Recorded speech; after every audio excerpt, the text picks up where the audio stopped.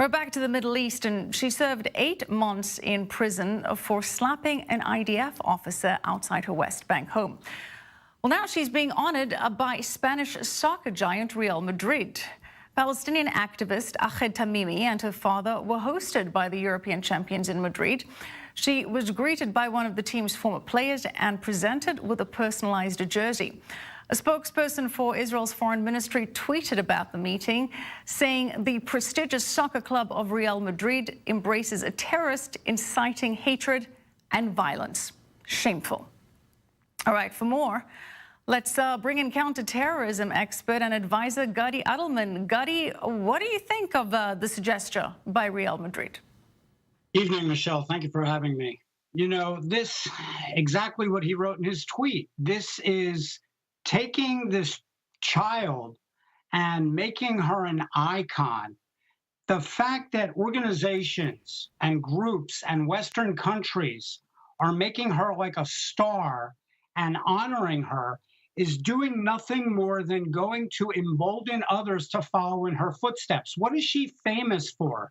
She slapped and punched Israeli soldiers. What is going to happen when people her age and younger see the fame that she is receiving from this? It's going to be okay to take and act violently against Jews anywhere in the world. I mean, it's ridiculous.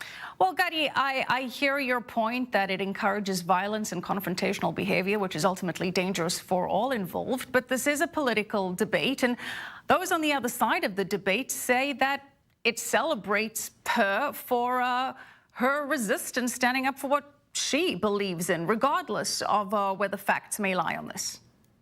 Well, the facts are the important part here. You know, let's go back to 2012. I mean, she is not new to this. This girl has been in videos. If you YouTube her name, you will see going all the way back to when she was at the age of 8 or 10 or 12. All throughout her life, she comes from a terrorist family. Her father has been in and out of jail. So, you know, the fact that on one side people are going to side with her is understandable if they agree with her. But the problem is you have Western nations. France welcomed her with open arms. Spain welcomed her with open arms. And the things that she is saying now are totally different from the interviews she gave when she was released from prison. Gadi, we're seeing footage there of Tamimi attacking those Israeli defense forces. They showed tremendous restraint, but I guess the idea was to provoke them into something. And that does seem to be the Hamas strategy, Gadi, to provoke the IDF through the violent riots that we've been seeing on a regular basis every Friday into taking stronger action, perhaps even into taking tensions up further and getting into a war. Do you think that Hamas is trying to pull Israel into a war?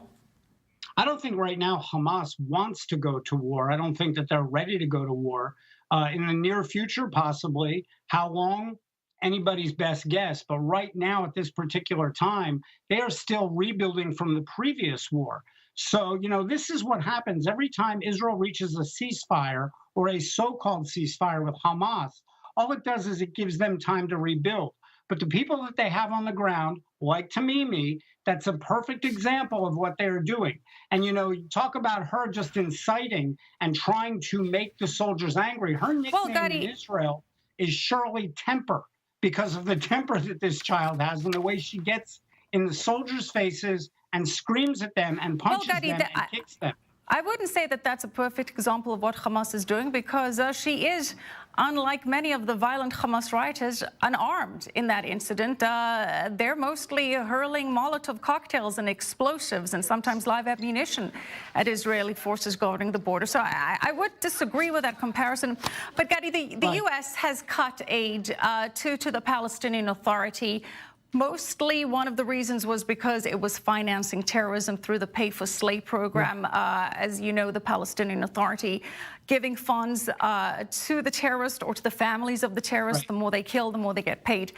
Do you think that this funding cut has an impact on reducing terrorist activity? Unfortunately, you know, and we talked about this while you were away. Last week I spoke about this, and unfortunately other countries have come up with the difference. You know, you have other countries that have come forward and said, well, since the United States has cut funding, we're going to give more. So unfortunately, no, I don't see that happening. But to your point, the difference between Hamas and Tamimi, we need to understand that those that are using violence and throwing Molotov cocktails and explosives, that's at the Gaza fence. They are part of Gaza. She's from the West Bank. So obviously she's not armed. So yes, there is that difference. I didn't mean to correlate the two. Right. All right, Gadi, thank you so much. Gadi Adelman. Thank you. Well, we showed